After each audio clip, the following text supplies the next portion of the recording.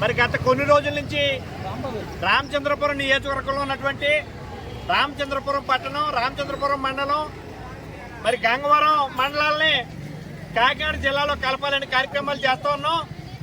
మరి గత నియోజకవర్గంలో ఉన్నటువంటి కాజూరు మండలాన్ని గత ప్రభుత్వ హయాంలోనే కాకినాడ జిల్లాలో కలపడం జరిగింది. చాలా సంతోషం. ఆ సందర్భంగా మనం చెప్పుకోవాల్సింది ఏంటంటే, ఆ రోజుల్లో ఈ మండలం నుంచి ప్రతి గ్రామం నుంచి కూడా ప్రతి నాయకుడు, ప్రతి గ్రామస్తులు చేసినటువంటి పోరాట ప్రతిమను ప్రతి ఒక్కరు కూడా మనం అభినందించాలి. వాళ్ళు ఆ రోజు చేసినటువంటి పోరాటం ఖచ్చితంగా వాళ్ళు కాకినాడ జిల్లాలో మరి ఉండడం కోసం కాజూరు మండలాన్ని సాధించుకున్నారు.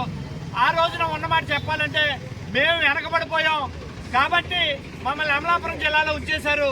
మరి ఇప్పుడు ప్రభుత్వం ఏదైతే కూటమి ప్రభుత్వం ఉందో తిరిగి మరలా జిల్లాలో పునర్విభజన కోసం ప్రజల యొక్క అర్జీలు తెలియజేయమని అవకాశం ఇచ్చింది. కాబట్టి అందులో భాగంగా మరి మేము కార్యక్రమాలు చేపడుతున్నప్పుడు ఎవరైతే సోదర భావంతో కాజూరు మండలంతో మరి గంగవరం మండలం కానీ రామచంద్రపురం మండలం కానీ ఇంతకాలం సోదర భావంతో కలిసిమెలిసి వెళ్ళినటువంటి ఈ మండల సోదరులందరూ కూడా పెద్దలు పార్టీలకు అతీతంగా ఈ రోజున మనం చేస్తున్న జేఏసీ నేతృత్వంలో చేస్తున్నటువంటి కార్యక్రమానికి మేము కూడా మీకు అండగా నిలుస్తాం.